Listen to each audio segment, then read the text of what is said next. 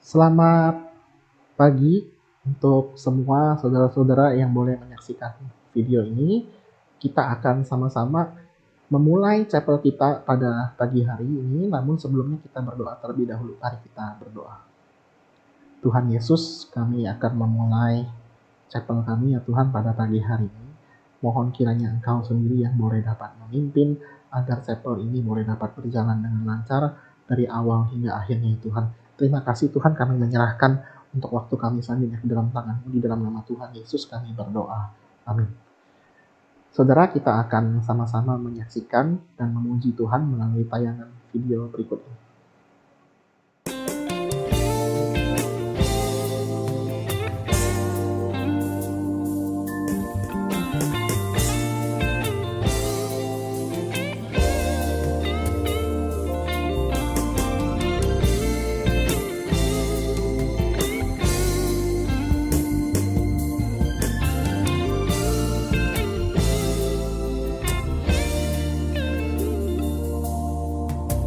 Tuhan adalah kekuatanku, bersama Dia ku tak akan goyah. Ku kan terbang tinggi bagai raja wali, melakukan perbuatan yang besar. Tuhan adalah kekuatanku, bersama Dia ku tak akan goyah. Ku kan terbang tinggi bagai raja wali, melakukan perbuatan yang besar. Ku kan terbang tinggi bagai raja wali dan melayang tinggi dalam kemuliaannya. Biar bumi bergoncang dan badai menerpa, ku kan terbang tinggi bersama Dia.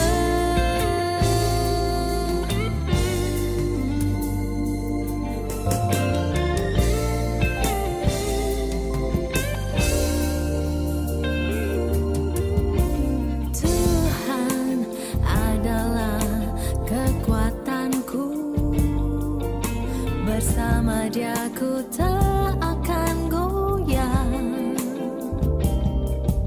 Ku kan terbang tinggi bagai raja wali, melakukan perbuatan yang besar. Ku kan terbang tinggi bagai raja wali dan melayang tinggi dalam kemuliaannya. Biar bumi bergoncang dan badai menerpa, ku kan terbang tinggi bersama Dia.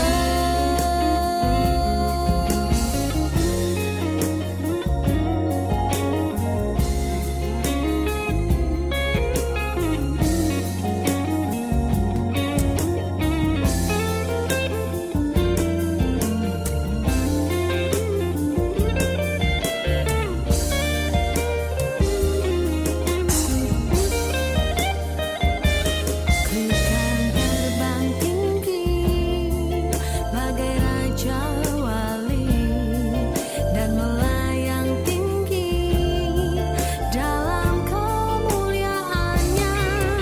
Biar bumi bergoncang dan badai menerpa, ku kan terbang tinggi bersama Dia.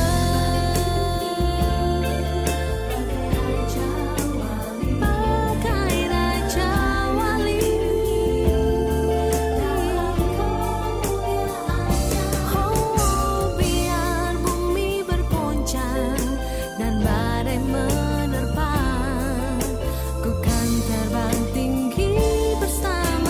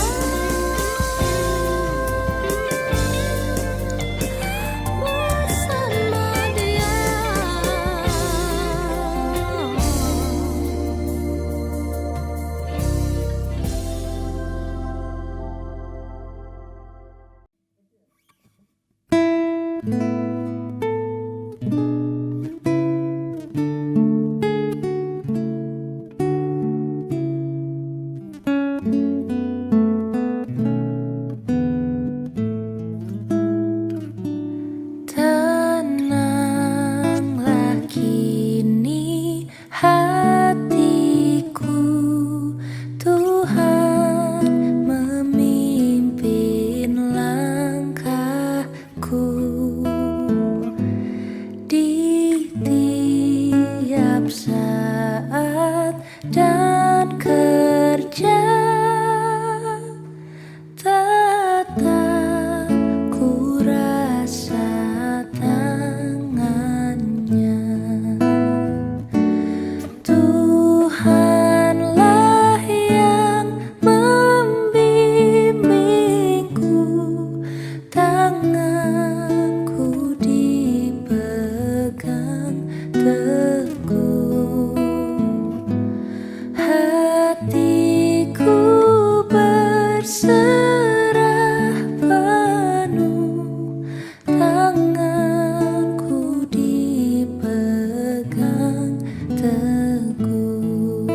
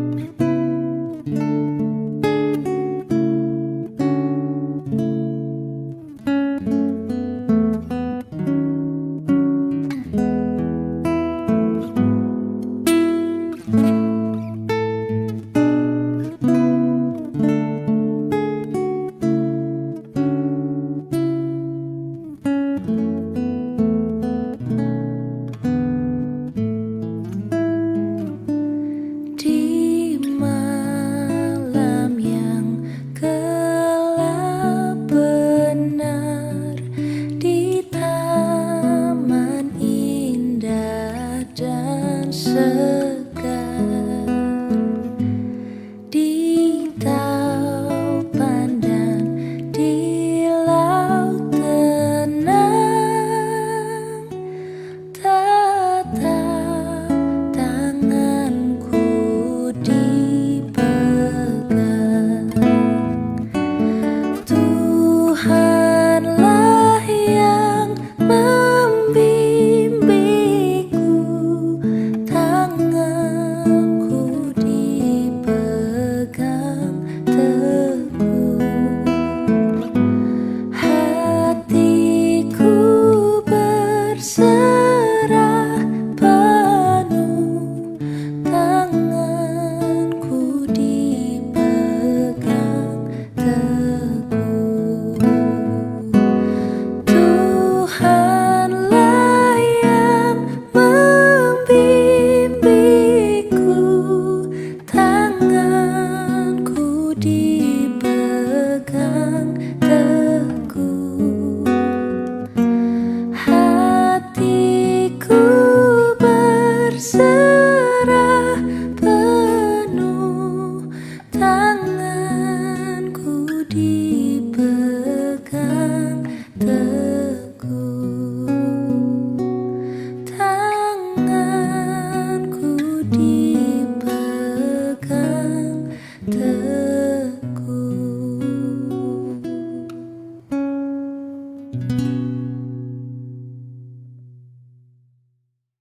Saudara, sebelum kita merenungkan kebenaran firman Tuhan pada hari ini, mari kita berdoa terlebih dahulu.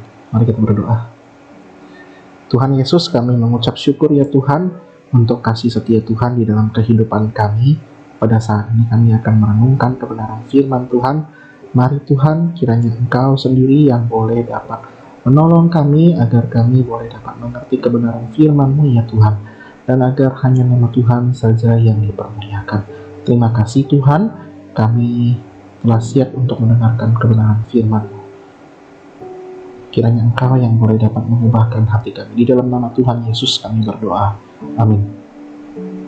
Saudara, kita akan sama-sama belajar pada hari ini mengenai hukum yang ketiga, yaitu jangan menyebut nama Tuhan Allahmu dengan sembarangan. Saya akan membacakan dari Keluaran 20 ayat yang ke-7. Keluaran 20 ayat yang ke-7. Jangan menyebut nama Tuhan Allahmu dengan sembarangan, sebab Tuhan akan memandang bersalah orang yang menyebut namanya dengan sembarangan. Ya saudara, jadi ada cerita ya. Saya akan memulai pendahuluannya itu dengan cerita seorang anak. Jadi anak ini adalah anak yang sering kali bersumpah. Jadi pada suatu kali ada di Alkitab ada seorang anak yang sering kali bersumpah ya. Dia bersumpah dengan menyebut nama Tuhan. Ketika teman-temannya itu kehilangan pulpen atau kehilangan penggaris, dia lalu melihat kok anak ini sepertinya yang dicurigai oleh teman-temannya, lalu mereka melihat kok ini kayaknya pulpen saya yang milik saya atau ini penggaris saya ya. Lalu ditanya kepada anak itu. Lalu anak itu mengaku bilang, demi Tuhan saya tidak mengambilnya. Demi Tuhan saya ini punya saya baru beli. Itu sebenarnya yang saya alami waktu saya SD dulu. Ada teman saya ya, teman saya itu waktu di SD sering sekali mencuri pulpen atau mencuri penggaris milik teman-temannya yang lain. Dan saya tuh sebenarnya juga agak kesel ya gitu ya. Ini orang udah ketahuan jelas-jelas ini pulpen saya, jelas-jelas ini penggaris saya, tapi dia menyebut nama Tuhan, bilang demi Tuhan ini punya saya, kayak gitu. Atau kalau misalnya kasus yang mungkin kita dulu pernah dengar cerita mengenai salah seorang namanya Eyang Subur ya. Jadi Eyang Subur ini katanya punya 8 istri. Lalu ada salah seorang yang mengaku istrinya telah direbut oleh Eyang Subur ya. Namanya Arya Wiguna kalau nggak salah. Nah, di dalam wawancaranya itu bersama dengan orang-orang infotainment yang lain, para wartawan, dia itu sangat marah, lalu gebrak meja, mengumpat Eyang Subur, lalu dia bilang, demi Tuhan, kayak gitu, saya tidak akan memaafkan Eyang Subur. Itu kata Arya Wiguna. Lalu sampai perkataan itu dikompos sama salah seorang mengenai kata demi Tuhan itu, dinyanyiin lagi habis itu sama Arya Wiguna. Nah, itulah bagaimana cara orang-orang yang mengatakan atau menyebut nama Tuhan dengan sia-sia. Atau mungkin kalau misalnya kita juga tahu ya, bahwa di dalam kehidupan ini banyak sekali orang yang juga mengatakan nama Tuhan dengan sia-sia. Contoh bagaimana seseorang menyebut nama Tuhan dengan sia-sia, yaitu dengan mengatakan ya Tuhan, atau mungkin juga dikatakan oh my God, atau yang kayak tadi kita dengar yaitu demi Tuhan saya tidak melakukan hal-hal yang demikian. Nah, itu adalah contoh-contoh bagaimana orang menyebut nama Tuhan dengan sembarangan, dengan sia-sia. Tidak ada respect, tidak ada hormat di dalamnya. Nah, maka dari itu kita akan belajar sebenarnya bagaimana kita seharusnya mematuhi hukum ketiga ini, yaitu jangan menyebut nama Allah, Tuhan Allahmu dengan sembarangan. Pertama, sebenarnya kita harus pertanyakan mengapa kita tidak boleh menyebut nama Tuhan Allah dengan sembarangan. Yang pertama, karena nama itu memiliki kuasa. Nah, kalau misalnya kita lihat ya di dalam Markus 9 ayat 38, itu murid-muridnya itu berkata kepada Tuhan Yesus. Kata Yohanes kepada Yesus, Guru, kami lihat seorang yang bukan pengikut kita mengusir setan demi namamu, lalu kami cegah orang itu karena ia bukan pengikut kita. Jadi kalau misalnya kita tahu, nama itu memiliki kuasa. Ya, nama itu memiliki kuasa. Nama itu memiliki satu bukan kedudukan ya, kekuatan. Apalagi ketika misalnya kita lihat di dalam kasus ini dengan nama Tuhan, dengan nama Tuhan Yesus, semua murid-muridnya itu bisa mengusir setan, ya. Lalu yang kedua, nama itu menunjukkan yang namanya kehormatan. Kalau misalnya kita lihat di Keluaran 3 ayat 13 sampai 14, itu dikatakan seperti ini ya. Lalu Musa berkata kepada Allah, tetapi apabila aku mendapatkan orang Israel dan berkata kepada mereka, Allah nenek moyangmu telah mengutus aku kepadamu, dan mereka bertanya kepadaku, bagaimana tentang namanya? Apakah yang harus kujawab kepada mereka? Firman Allah kepada Musa, aku adalah aku. Lagi firman-Nya, beginilah kau katakan kepada orang Israel, akulah aku, telah mengutus aku kepadamu. Jadi di dalam sebuah nama itu ada yang namanya kehormatan. Kehormatan di dalam bagaimana status kedudukan, ya, kedudukan seseorang atau pribadi yang kita sebut namanya itu. Maka dari itu bagi bangsa Israel sendiri ketika mereka menyebutkan kata Yahweh pada zaman dahulu ya, orang Yahudi, para scribes atau penulis ahli Taurat itu ketika mereka menyalin yang namanya perjanjian lama, lalu mereka ketemu yang namanya satu kata Yahweh, yaitu mereka itu harus mandi. Nah, ketika setelah mereka mandi, mereka juga harus mencuci perkakas-perkakas yang mereka tulis. Sampai sedemikian rupa mereka menunjukkan kehormatan untuk menyebut nama Allah atau menyebut kata Yahweh. Tapi saya tidak bahas di sini mengenai apakah kita harus menyebut nama Yahweh, Adonai, Elohim secara singkat ya, secara singkat. Kalau misalnya memang kita harus menyebut ya nama Yahweh, kenapa kita tidak menyebut nama Yahweh? Kayak gitu ya, di dalam perjanjian lama. Kenapa di perjanjian baru bukan Yahweh? Nah, karena memang Tuhan Yesus sendiri tidak menganjurkan atau mengharuskan kita untuk menyebut nama Yahweh. Jadi memang itu bukanlah persoalan yang harus diperdebatkan, dan itu memang bukan concern kita seperti itu yang pada hari ini. Nah, penyebutan nama Tuhan dengan sembarangan itu kalau misalnya kita lihat lebih mengarah kepada caci maki dan kutuk atau kepentingan pribadi. Jelas ya, caci maki atau kutuk atau kepentingan pribadi. Nah, makanya kalau misalnya kita lihat di dalam Imamat 19 ayat 12 dikatakan seperti ini. Janganlah kamu bersumpah dusta demi namaku, supaya engkau jangan melanggar kekudusan nama Allah. Akulah Tuhan. Nah, di sini dikatakan bahwa tidak boleh kita mengambil sumpah dusta ya demi nama Tuhan. Memang ada orang yang mengatakan boleh bersumpah. Memang ada orang yang juga berkata tidak boleh bersumpah sama sekali. Tetapi saya melihatnya, kalau kamu memang berkata benar, untuk apa kamu harus bersumpah? Gitu ya. Nah, seperti yang tertulis di dalam Matius 7 ayat 21-23 ini, Tuhan Yesus sendiri yang mengatakan, bukan setiap orang yang berseru kepadaku, Tuhan, Tuhan akan masuk ke dalam kerajaan surga, melainkan dia yang melakukan kehendak Bapakku yang di surga. Pada hari terakhir banyak orang akan berseru kepadaku, Tuhan, Tuhan, bukankah kami bernubuat demi namamu dan mengusir setan demi namamu dan mengadakan banyak mukjizat demi namamu juga? Pada waktu itulah aku akan berterus terang kepada mereka dan berkata, aku tidak pernah mengenal kamu, menyala daripadaku kamu sekalian pembuat kejahatan. Nah, jadi kalau misalnya kita berkata memang benar, untuk apa kita harus bersumpah demi nama Tuhan? Orang yang bersumpah demi nama Tuhan itu berarti ada sesuatu maksud pribadi, begitu ya. Sesuatu maksud pribadi. Memang tidak selalu maksud ketika orang bersumpah dengan nama Tuhan, dia pasti mempunyai maksud pribadi, tidak selalu. Tetapi kebanyakan orang yang bersumpah demi nama Tuhan itu pasti memiliki maksud pribadi di dalam kehidupan dia, di dalam perkataan dia seperti itu. Nah, karena itu Tuhan berkata seperti ini ya, di dalam Matius 5 ayat 37, jika iya, hendaklah kamu katakan ya, jika tidak, hendaklah kamu katakan tidak. Apa yang lebih daripada itu berasal dari si jahat. Jadi kalau kamu memang berkata benar, ya kamu katakan benar. Kalau kamu tidak berkata tidak, ya katakan tidak, kayak gitu. Nggak usah kamu sumpah-sumpah, kayak gitu ya. Untuk apa kamu bersumpah dengan nama Tuhan? Nah, contohnya begini ya. Kalau misalkan di dalam kerajaan China pada zaman dahulu yang orang rambutnya dikuncir-kuncir kayak gitu.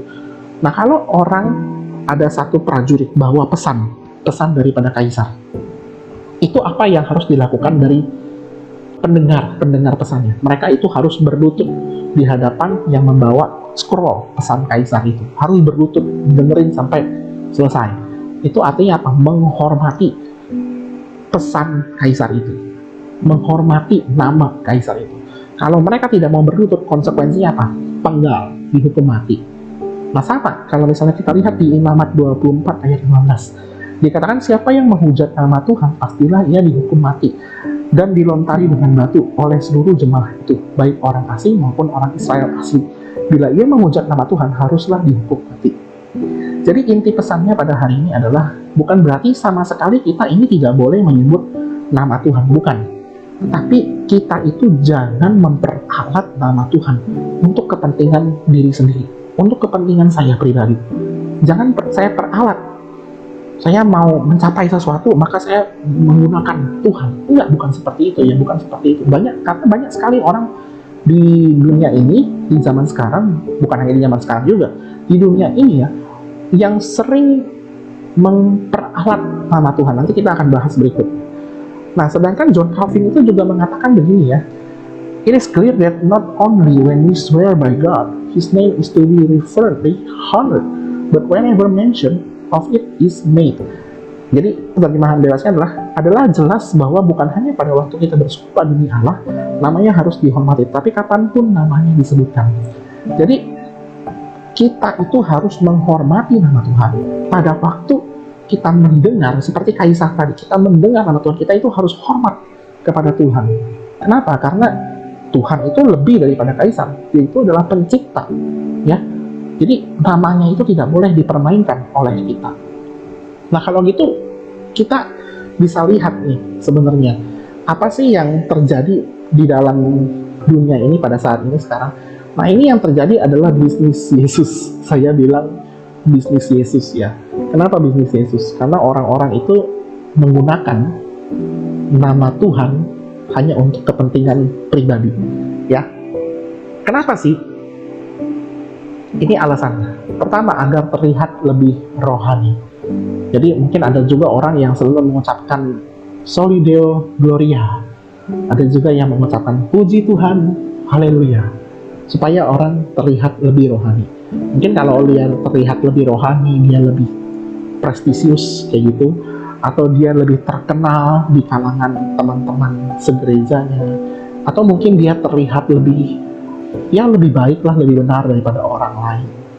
Jadi dia ingin terlihat lebih dan lebih. Padahal kalau misalnya kita lihat di dalam kitab Injil, dia itu harus semakin besar, tetapi aku itu harus semakin kecil. Dia itu siapa? Dia itu Yesus. Yesus itu harus semakin besar, tapi aku itu harus semakin kecil. Jadi bukan kita yang terkenal, tetapi Tuhan Yesus itu yang harus lebih terkenal. Tuhan Yesus itu yang harus lebih dikenal oleh semua orang. Kalau kamu anak Tuhan, kamu ingin agar Tuhan Yesus yang lebih terkenal. Bukan diri aku ya. Siapa ini aku? Aku ini hanya manusia, aku ini ciptaan. Nah, kedua, yang seperti yang kita tahu ya, tadi, kenapa seseorang itu menggunakan nama Tuhan dengan sembarangan? Ya kenapa? Karena nomor 2 itu adalah poin kedua, untuk mencapai tujuan tertentu. Nah, mungkin kita bisa lihat video berikut ini supaya kita lebih jelas.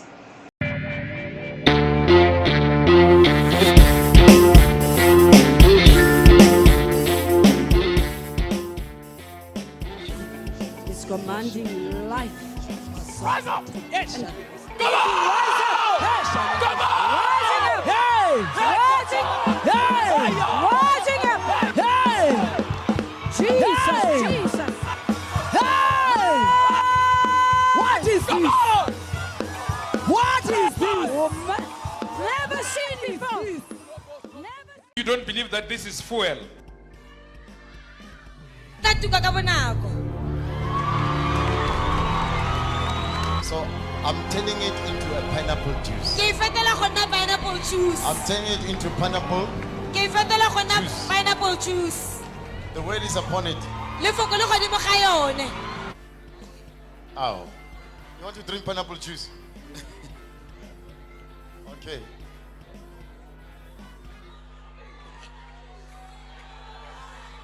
But the devil tried to attack your child. Do you have children? Yes, man of God. I've How got many? Two. Two. Yes. Should I use it? Should I use it? Go deeper, man of Should God. Should I capture the picture?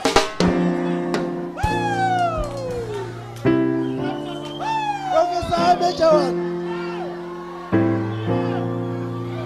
Go deeper, man of God. Prophesy.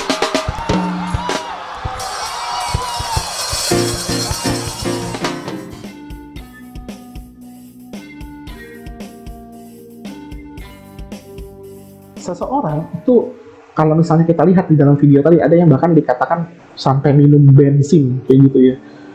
Ini gila juga ya, sampai minum bensin mengadakan mujizat kayak gitu. Mabok pasti itu, bukan mabok lagi, masuk rumah sakit kayak gitu. Atau bahkan orang yang menggunakan dalam tanda kutip nama Tuhan untuk melakukan mujizat palsu, membangkitkan orang mati gitu. Dalam nama Tuhan Yesus bangkit gitu. Kan itu jelas salah gitu loh. Bukannya berarti saya tidak percaya ada yang namanya mujizat, tetapi kalau orang dengan secara sembarangan secara sembarangan untuk melakukan mukjizat dengan tujuan tertentu. Ayo dikumpulin massa gitu. Ayo, saya mau melakukan mukjizat. Kamu kapan tahu kamu akan dapat melakukan mukjizat? Mukjizat itu diberikan langsung oleh Tuhan tanpa sepengetahuan orang itu. Tapi kalau misalnya kita berdoa dengan iman, memang orang itu disembuhkan, ya iya, memang itu mukjizat Tuhan. Tetapi bukan berarti untuk supaya orang itu tuh menjadi terkenal, bukan supaya manusianya yang menjadi terkenal, tapi Tuhan Yesus yang menjadi terkenal, kayak gitu. Makanya Paulus itu juga mengatakan di 2 Korintus 12, yang dia kan Paulus itu kan ngomongin tentang nabi-nabi palsu. Ya, nabi-nabi palsu itu juga mereka itu mengumbar ya bahwa saya ini hebat, saya ini bisa melakukan mukjizat dan sebagainya. Nabi-nabi palsu ngomong kayak gitu. Paulus itu dikatain juga sama orang-orang jemaat Korintus ya, dia bilang, ini Paulus mah bisa apa kayak gitu, nggak bisa apa, nggak bisa melakukan mukjizat. Lalu Paulus berkata, aku itu juga pernah loh, sampai bahkan mendapatkan visi, aku itu pernah naik ke surga. Tetapi aku tidak mau mengumbar hal yang demikian. Nah, saya akan bacakan di 2 Korintus 12 apa yang Paulus katakan ya pada waktu itu. Paulus mengatakan seperti ini, tetapi jawab Tuhan kepadaku, cukuplah kasih karuniaku bagimu, sebab justru dalam kelemahanlah kuasaku menjadi sempurna. Sebab itu terlebih suka aku bermegah atas kelemahanku, supaya kuasa Kristus turun menaungi aku. Karena itu aku senang dan rela di dalam kelemahan, di dalam siksaan, di dalam kesukaran, di dalam penganiayaan dan kesilakan oleh karena Kristus. Sebab jika aku lemah, maka aku kuat. Itu di dalam 2 Korintus 12 ayat 9 sampai dengan yang ke-10. Maksudnya adalah begini, kalaupun orang-orang yang nabi-nabi palsu itu mengatakan, iya aku hebat, aku kuat seperti itu, aku melakukan banyak mukjizat, itu semua bohong, gitu. Karena aku itu justru senang di dalam penderitaan oleh karena Kristus. Bukan supaya aku terkenal, tapi aku menderita karena Kristus, supaya nama Kristus itu menjadi semakin termasyhur. Tetapi sekali lagi bukan karena itu kita harus mencari yang namanya penderitaan, bukan. Tapi kita siap jika penderitaan itu datang, ya. Kita siap jika penderitaan itu datang dan kita memberitakan Kristus. Satu-satunya yang menjadi fokus di dalam kehidupan kita adalah nama Tuhan itu dipermuliakan. Jadi inti dari semuanya yang kita pelajari pada hari ini adalah kalau misalnya menyebut nama Tuhan Allah dengan sembarangan, itu ujung-ujungnya adalah memuaskan hawa nafsu diri sendiri. Ujung-ujungnya itu adalah saya sebagai manusia dan bukan Tuhan. Saya ulangi terus berkali-kali, kalau ujung-ujungnya itu saya, pasti itu ujung-ujungnya berakhir di dalam dosa. Dan ujung-ujungnya kepada Tuhan, berarti saya itu harus semakin ego ya, kesayaan, keakuan itu harus semakin dikurangi, harus semakin kecil, ya gitu. Maka dari itu kalau misalkan menyebut nama Tuhan dengan sembarangan, nah itu adalah dari egoisan diri sendiri, kayak gitu ya. Nah, kalau gitu bagaimana kita bisa mengetahui bahwa seseorang itu adalah wakil Allah yang mengatakan pesan firman Tuhan dengan benar? Nah, ini ada 2 nih kiatnya yang kita bisa tahu, pelajari ya. Bahwa pertama, jika pesan yang disampaikan itu tidak melenceng dari firman Tuhan dan penafsiran yang sehat. Kenapa saya bilang penafsiran yang sehat? Kalau penafsirannya semau-maunya sendiri, itu namanya bukan dari firman Tuhan, itu untuk kepentingannya pribadi. Nah, penafsiran yang sehat itu jelas tidak bertentangan satu firman Tuhan dengan firman Tuhan yang lainnya, ya gitu, tidak bertentangan. Lalu yang kedua, motivasi serta kesaksian hidup orang yang menyampaikan firman Allah. Kalau misalkan begini nih, ada yang bilang dia menyampaikan firman Tuhan, ya kita harus hidup sederhana, kita harus hidup berkecukupan, bersyukurlah untuk setiap harta yang Tuhan berikan kepadamu. Amin, ada amin, kayak gitu kan. Dia ngomongin sederhana, dianya sendiri naik Alphard 2, mobil Alphard 2, kayak gitu. Kita harus rendah hati, kita harus menjadi humble, kita harus menjadi menghamba seorang kepada yang lain. Tahu-tahu yang khotbah kayak gitu minta, bawa ini koper saya, suruh orang gitu bawain kopernya. Dia tidak mau bawa kopernya sendiri, dia tidak mau bawa barangnya sendiri, kayak gitu ya. Mungkin ada di bandara, dia tidak mau, disuruh orang kayak gitu.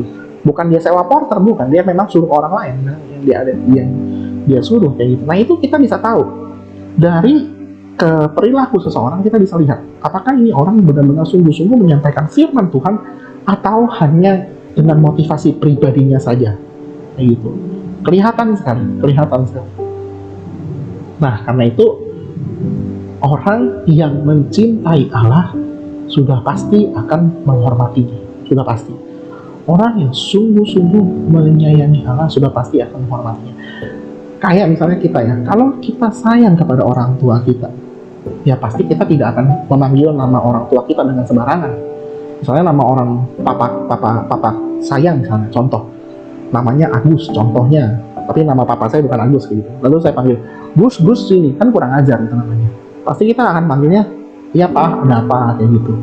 Nah kalau misalnya kita ngomong namanya itu, manggil namanya sembarangan, pasti udah ditempelin kita pada waktu masih kecil kayak gitu ya. Kalau orang yang benar-benar mencintai seseorang pribadi itu, atau seseorang atau pribadi itu, pasti dia akan menghormatinya. Jadi kita belajar pada hari ini, kita jangan menyebut nama Tuhan Allah dengan sembarangan. Ingat, ada konsekuensi yang menunggu kita jika kita menyebut nama Tuhan dengan sembarangan. Kiranya firman Tuhan hari ini boleh menjadi berkat bagi kita sekalian. Amin. Mari kita berdoa. Kami bersyukur ya Tuhan untuk kasih setia Tuhan di dalam kehidupan kami.